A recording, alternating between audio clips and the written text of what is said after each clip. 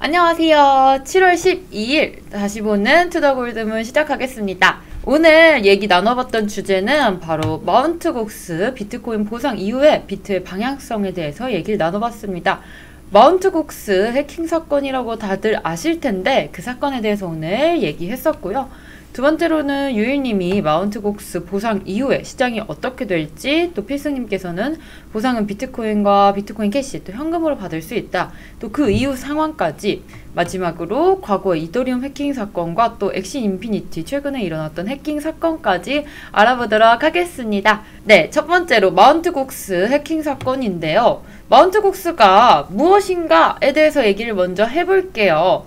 때는 2009년이죠. P2P 프로그램의 핵을 담당했던 일명 당나귀 이동키의 개발에 참여하기도 했던 제드 맥켈럽이 마운트 곡스라는 새로운 회사를 만들게 되었습니다. 당시 마운트 곡스는 비트코인 거래소가 아닌 매직 게더링이라는 판타지 게임의 카드를 거래하는 교환소 역할을 담당을 했었는데요.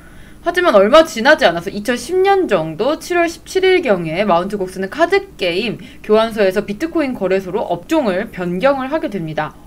따라서 이게 0.008달러, 그때 2010년 7월 12일 비트코인 가격이 0.008달러에서 0.08달러로 급등한 이후에 일어난 일이라고 하는데요. 그 다음 2011년 3월 제드 맥켈럽이 프랑스인이지만 실제 일본에 거주하고 있었던 마크 칼플레스에게 사장 자리를 넘겨준대요. 마크에게 사장 자리를 넘겨줬다고 합니다. 이후에 마운트 곡스는 2011년 6월 온라인 공격으로 인해서 875만 달러의 비트코인 도난 사건을 일어났고요. 또 2013년 디도스 사태를 겪었긴 했지만 이내 논란을 이겨내고 좀 거래를 정상화 시켜나가는 듯 보였지만, 하지만 문제점은 아직은 해결이 되지 않은 상태였고, 또 2014년 2월에 대형 사고가 터지고 말았는데요. 바로 2014년 2월에 마운트 곡스가 파산을 하게 됩니다. 결국 이 마운트 곡스가 파산을 하면서 비트코인의 보상을 논하고 있는 상황입니다. 이렇게 마운트 곡스의 대규모 해킹 사건이 있었는데요. 결국 이렇게 그 마운트 곡스라는 회사가 파산까지 하게 되고, 이제는 보상안이 있는데 그 보상안이 14만 개의 물량이라고 합니다. 비트코인 14만 개의 물량인데 이게 한 번에 시장에 풀리는 게 아니라 이렇게 천천히 나눠준다고 해요. 그럼 과연 비트코인을 받고 보상받은 사람들이 과연 이걸 다 팔지 안 팔지가 좀 궁금한 쟁점인 것 같긴 한데, 이 부분은 다음에 계속해서 알려드리겠습니다. 다음 거 같이 보시겠습니다.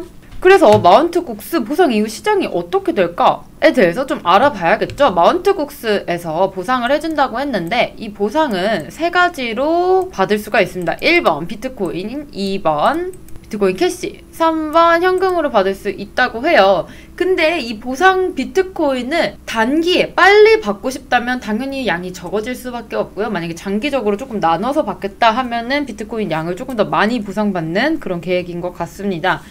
어쨌든 우리가 이렇게 세 개에 나눠서 받게 될 건데, 비트코인을 받게 되면 그 이후에는 우리가 이것을 팔던가 아니면 우리가 홀딩을 하던가 이 두 가지의 방법이 있을 텐데, 사실 비트코인이 8천만 원 정도 올라갔을 때 팔았다면 우리가 당연히 이득을 받겠죠. 이 분들이 이득을 받겠지만 지금 현재 20K 구간에 좀 머물러 있습니다. 지금 횡보 구간에서 만약에 이 비트코인을 시장에 던진다고 해도 20K라는 조금 8,000달러에, 그러니까 8천만 원의 선에 좀 못 미치는 가격이기도 하고, 따라서 비트필승님께서는 조금 홀딩하는 게 좋을 것 같다는 말씀 주셨고요. 또 이러한 14만 개의 물량이 어쨌든 비트코인에 풀린다면 이 시장에는 어떻게 될까? 14만 개가 팔린다고 해서 시장이 조금 무너질까라는 말씀도 주셨는데 전혀 그렇지 않다는 말씀을 주셨습니다. 14만 개가 시장에 풀려도 시장은 그렇게 급락하지 않을 거라는 말씀까지 주셨습니다. 세 번째, 마지막으로 본 거는 저희가 짚고 넘어가야 할 해킹 사건 두 가지가 있을 텐데요. 처음에는 정말 큰 사건이었죠. 이더리움 해킹 사건과 또 엑시 인피니티 해킹 사건. 이번 최근에 일어난 엑시에 대해서 얘기를 해보겠습니다. 먼저 첫 번째, 이더리움.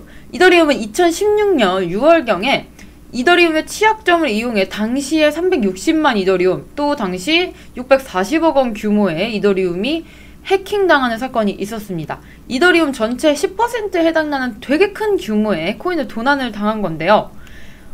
해커가 이 이더리움을 개인 지갑으로 인출하고 분열시킨 코인을 48시간 출금이 가능한 DAO, 다오 규정으로 인해서 실제 자금 출금까지는 조금 막히게 되었고, 이더리움 측은 하드포크 대처를 통해서 해커의 이더리움을 좀 삭제를 하면서 이더리움 1차 해킹 사건을 조금 일단락이 되었습니다. 사실 그때 당시에 이더리움의 해킹 사건 때문에 45%가량의 좀 대형 하락 구간이 발생을 했었지만, 대처 방안으로 진행된 하드포크가 굉장히 성공적으로 진행이 되면서 이더리움 가격 급등을 했었습니다. 하지만 그 뒤로도 지속적으로 디도스 공격이 있었기 때문에 네트워크 불안정을 좀 겪게 되면서 살짝 투자자들이 불안해하셨던 그런 사건이 있었습니다.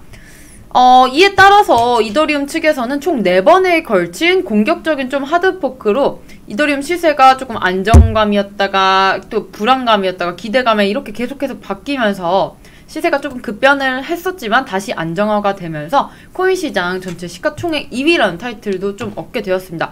지금 현재 그래서 이더리움과 그 하드포크 이후에 이더리움과 이더리움 클래식이 나타나게 됐죠.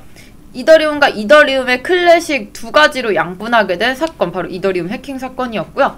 이번 최근에 일어나게 된 NFT 게임 엑시 인피니티에서 5억 4천만 달러, 약 하나로 7,096억 3,800만원 정도 된다고 합니다. 이 부분이 해킹이 됐는데, 사실 엑시 인피니트는 공식 디스코드와 또 우리 트위터 계정을 통해서 이러한 해킹 사실을 밝혔다고 합니다. 그래서 로닌 네트워크 브릿지와 또 카타나 덱스는 해킹 이후에 좀 운영이 중단되었다고 합니다.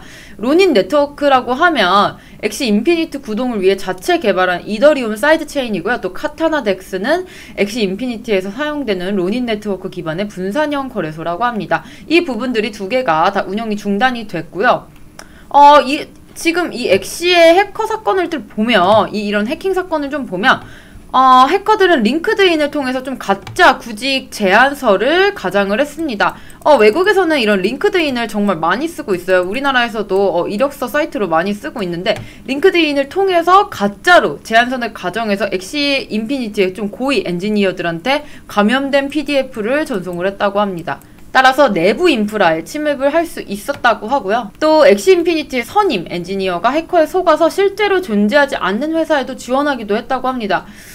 이러한 또 계속해서 해킹 사건이 몇 가지 좀 큰 사건이 일어나면서 암호화폐 시장에서도 조금 엎치락 뒤치락 하면서 믿을 수 있는 시장인가에 대해서 말이 많지만, 또 이더리움이 이렇게 하드포크를 통해서 문제점을 좀 개선하고 좋은 방향으로 나갔듯이 해킹 사건은 일어날 수 있습니다. 하지만 그 이후에 대처를 어떻게 해야 되는지를 투자자분들께서 좀 꼼꼼히 지켜보셔야 될 것 같고, 마지막으로 유일님과 또 필승님께서 두 분이 해주신 말씀이 자기 자산은 자기가 지켜야 한다는 말씀 주셨습니다. 그만큼 좀 똑똑하게 또 그리고 우리가 꼼꼼하게 따져보고 투자 전략 세워보시고, 또 이런 사건들이 있으면 우리가 이렇게 지금 횡보장에서 조금 이런 사건들 공부하면서 어떻게 대처해야 될지 대처법도 좀 배우면 좋겠습니다. 오늘 저녁 6시와 7시에 무료 방송 있으니까요. 무료 방송 꼭꼭 참여해 주시고요. 오늘 들었던 내용들, 방송에서 궁금하셨던 분들